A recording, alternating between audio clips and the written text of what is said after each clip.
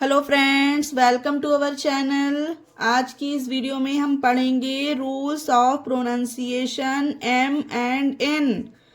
आज की वीडियो में हम एम और एन दोनों अल्फ़ाबेट के उच्चारण नियम को सीखेंगे। पिछली वीडियो में हमने एल के उच्चारण नियम सीखे और आज एम और एन के उच्चारण नियम सीखेंगे। चलिए फिर वीडियो शुरू करते हैं। सो गाइस, एम को माँ का उच्चारण दिया जाता है। एम का मुख्य जो उच्चारण होता है, मेन उच्चारण, वो माँ होता है और कुछ वर्ड में एम साइलेंट रहता है। तो पहले हम सीखेंगे कि एम को माँ का उच्चारण कब देते हैं, जो इसका मुख्य उच्चारण है माँ। चलिए फिर बढ़ते हैं रूल की तरफ। रूल 1 है हमारा कि जब किसी वर्ड में एम हो तो एम का उच्चारण माँ होता है। ओके फ्रेंड, रूल को देखिए। जब किसी वर्ड में एम दिखे, एम शामिल हो, तो एम को माँ का उच्चारण दिया जाता है। एग्जाम्पल देखते क्लियर करते हैं। MANGO मैंगो, ये देखिए एम है इस वर्ड में, तो इसे एम को माँ पढ़ा जाता है, इसे पढ़ेंगे मैंगो।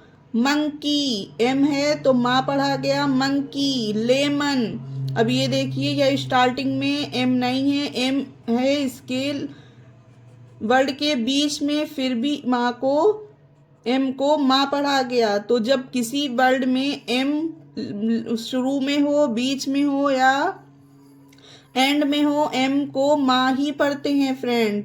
उसी तरह से बूम, ये देखिए लास्ट में वर्ड के एम है तो इसे भी एम को माँ पढ़ा गया, बूम। उसी तरह से गेम, एम है तो माँ पढ़ा गया। ये सारे एग्जाम्पल में कहीं पर स्टार्टिंग में एम है तो कहीं पर बीच में एम है तो कहीं पर लास्ट में एम है। तो कंफ्यूज नहीं होना है गाइस। जो भी शुरू से इंग्लिश सीख रहे हैं उनके लिए ये बात बहुत मैटर करती है कि कहीं पर भी आपको एम दिखे तो एम को माँ का उच्चारण देंगे और एम जहाँ साइलेंट रहता है उसका रूल अभी हम पढ़ेंगे इसको समझने के बाद। ओके गाइस, अब ये है मेट, ये है मून, वेलकम, माउस, टोमेटो। इन सारे वर्ड्स में एम जहाँ पर भी दिख रहा है वहाँ पर एम को माँ से उच्चारण करेंगे। तो इस रूल को आपको याद रखना है कि किसी भी वर्ड में एम दिखे तो एम को माँ का उच्चारण दिया जाता है। अब बढ़ते हैं हमारे सेकंड रूल की तरफ, जहाँ हम सीखेंगे कि एम साइलेंट कहाँ पर रहता है। तो देखिए गाइस कि जब किसी वर्ड की शुरुआत एम से हो, फिर एम के बाद एन रहे, तो एम वहाँ साइलेंट रहता है। एक बार फिर से समझिए कि किसी वर्ड की शुरुआत एम से हो रही है और एम के बाद एन हो तो वहाँ पर एम साइलेंट रहेगा। जब एम के बाद एन हो, जस्ट बाद, ओके, और वो एम से शुरू हो रहा हो वर्ड। ठीक है गाइस, चलिए देखते हैं एग्जाम्पल। जैसे कि NEMON, तो इसे पढ़ते हैं निमोन। अब देखिए यहाँ पर एम से वर्ड की स्टार्टिंग हुई है और एम के जस्ट बाद एन आया है, तो यहाँ पर एम हमारा साइलेंट है। इसे अगर आप मिनोमोन पढ़ेंगे तो ये गलत हो जाएगा गाइस। इसे पढ़ते हैं निमोन। यहाँ पर एम हो गया है साइलेंट, सिर्फ इन चीज़ों का उच्चारण दिया गया है, निमोन। ओके, तो ये रूल को ध्यान रखना है कि किसी वर्ड की स्टार्टिंग एम से हो, एम के जस्ट बाद एन हो, तो वहाँ पर एम साइलेंट रहेगा, एम का उच्चारण वहाँ पर नहीं करते हैं। तो निमोन, निमोनिक, एम के बाद एन है गाइस तो इसे भी निमोनिक पढ़ेंगे। ठीक उसी तरह से ये देखिए, ये है MESTIC, नेस्टिक। यहाँ पर भी एम साइलेंट है, इसे नेस्टिक पढ़ेंगे। उसी तरह से आगे देखिए, न्यूआइड, ये देखिए एम के बाद एन है तो इसे पढ़ेंगे न्यूआइड। आगे देखिए, ये है नेमिक, इसे नेमिक पढ़ेंगे। एम के जस्ट बाद एन है तो एम साइलेंट हो गया, तो सिर्फ NE से ने हो गया, MIC का मिक हो गया, तो नेमिक पढ़ेंगे। यहाँ पर भी एम साइलेंट है। एक और लास्ट एग्जाम्पल देख लेते हैं। MNEME नीमी। एम के बाद एन है तो एम साइलेंट रहेगा, तो इसे पढ़ेंगे नीमी। तो ये था हमारा एम साइलेंट कब रहता है।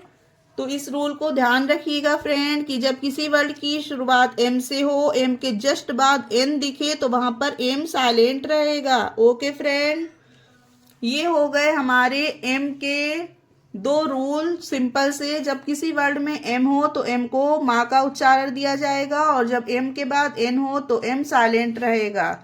दोस्तों अब बढ़ते हैं हम आगे, जहां पर हम सीखेंगे एन को किस चीज का उच्चारण देते हैं। एन का मुख्य उच्चारण फ्रेंड ना होता है, एन को ना पढ़ते हैं।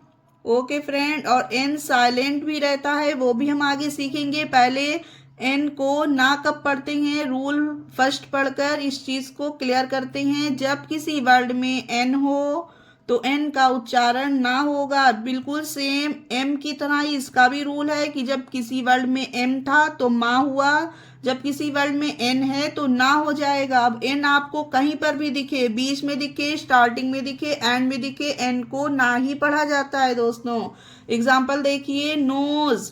ये देखिए स्टार्टिंग में एन है, इसे नोज पढ़ते हैं, इसे ना का उच्चारण देते हैं। ओके फ्रेंड, इसी तरह से नेक्स्ट एग्जाम्पल है हमारा निप। ये भी देखिए स्टार्टिंग इसकी एन से हुई तो एन को ना का उच्चारण दिया गया तो निप पढ़ेंगे। नेल्स। ऑन, ये देखिए लास्ट में एन है, फिर भी इसे एन को ना पढ़ा गया क्योंकि एन का उच्चारण ना ही होता है। उसी तरह से pigeon, funny, action, skin, tonic, dance, name, channel.